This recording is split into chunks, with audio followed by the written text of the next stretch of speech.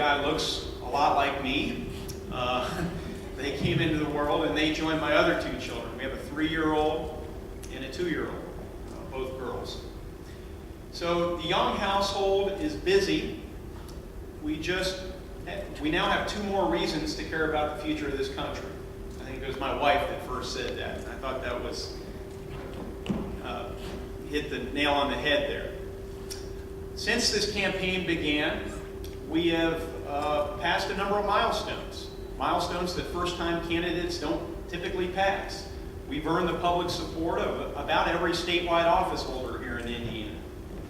We have earned the support of the majority of the Republican county chairmen around this 20-county district. We've broken fundraising records, which, for better or worse, is important when you're running for a congressional seat. So we're on the right track here. We're on the right track to win the Republican primary in May, and then to beat Barron Hill in November.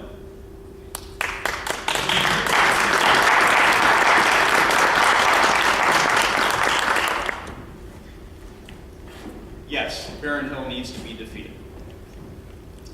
And we'll get into that a bit later. But before I do, let's talk a bit about service. I spent a decade in the military. A year enlisted, 4 years at the Naval Academy, 5 years as a Marine Corps officer. And I begin with service because political leadership is about service too. And because service has long been an important part of my life.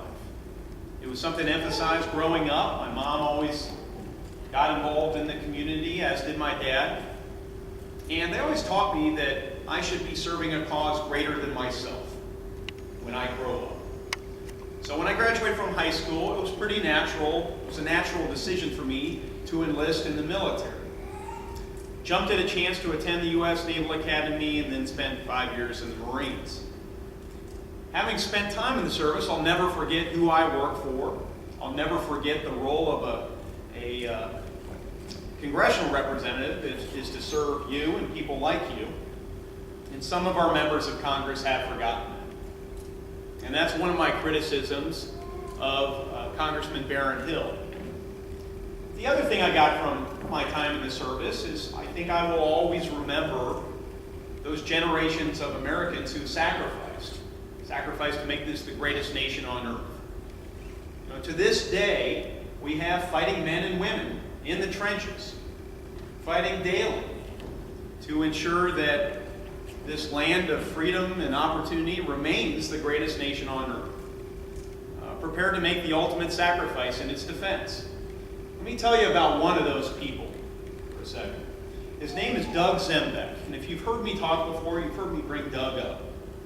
But indulge me here for a second. Doug Zembeck was a classmate of mine at the Naval Academy, class of '95. Doug and I joined the Marine Corps at the same time. Doug was deployed to Iraq several years back, and he earned such incredible respect of the men under his command that they gave him a nickname, the Lion of Fallujah.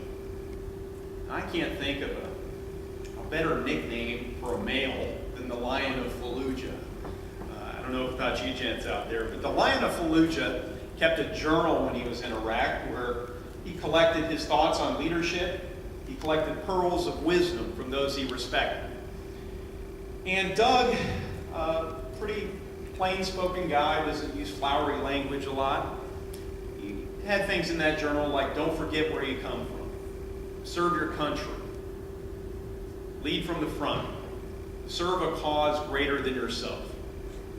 Well, Doug Zembeck, Major U.S. Marine Corps, died on May 10, 2007.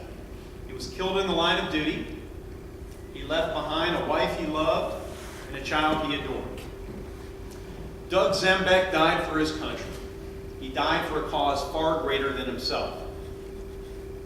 Now, it's important that I share that with you because I think of Doug a whole lot when I'm on this campaign trail. When I'm not thinking about my children and the obligation all of us have, the duty we have, to pass on this legacy of freedom and opportunity to our children and grandchildren. I look to the past. I think of Doug and the sacrifice that he made, the sacrifice that his family made. And for every Doug Zembeck, there are a whole lot of other people like that out there. We have an obligation to ensure, as citizens, that we identify and vote into office responsible leaders to protect this legacy that people like Doug have sacrificed to protect. And what we've seen in recent months, I'll dare say what we've seen in recent years under Republican and Democrat leadership has been anything but responsible. Now, I'm not going to call you out, but I was talking with someone in the audience earlier, and they said, we want to find a real conservative. We want to find somebody who doesn't just talk about being a conservative, but somebody who really puts their money where their mouth is. Somebody who thinks action is more important than rhetoric. I'll tell you, for many years, we have had political candidates come and go. Some have stayed around for a long time and talked about things that I care about, given lip service to fiscal responsibility, constitutionally limited government. But nothing seems to change in Washington.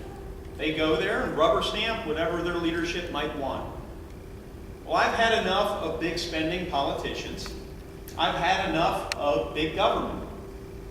And so from the beginning, this campaign has stood for turning the page on the excesses of the past. Republican and Democrat excesses. Our system of government is designed for self-respecting people. Self-reliant people who can take care of themselves, their own families, their own communities. This system of government, this way of life, is under siege. And our campaign is an effort to help do our part as one of 435 members of Congress to help resist this growth of government, this assault on our way of life. Now, I am an optimist. This is a sobering message, but let me change gears a little bit here.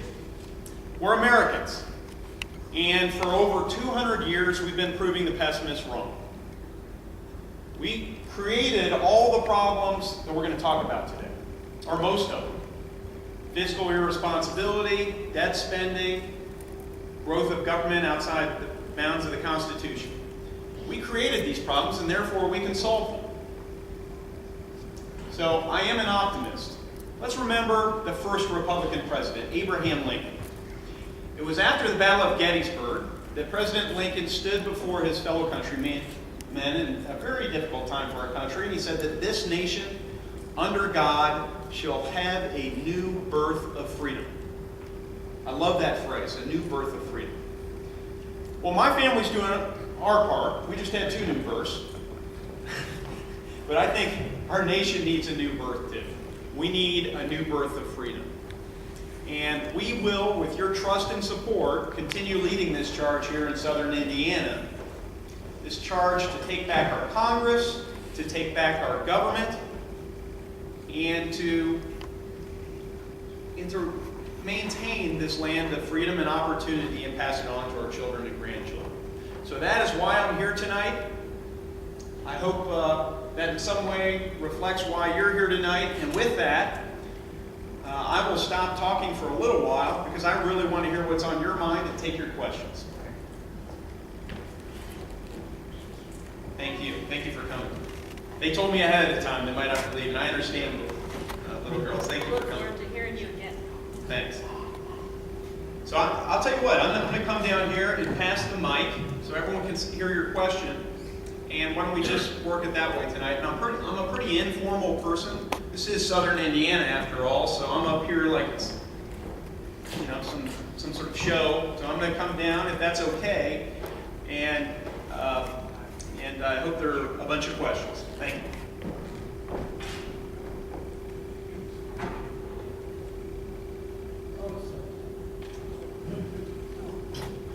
I guess my question is, I'm unhappy with Congress right now. We've got the right and the left, they're so far apart.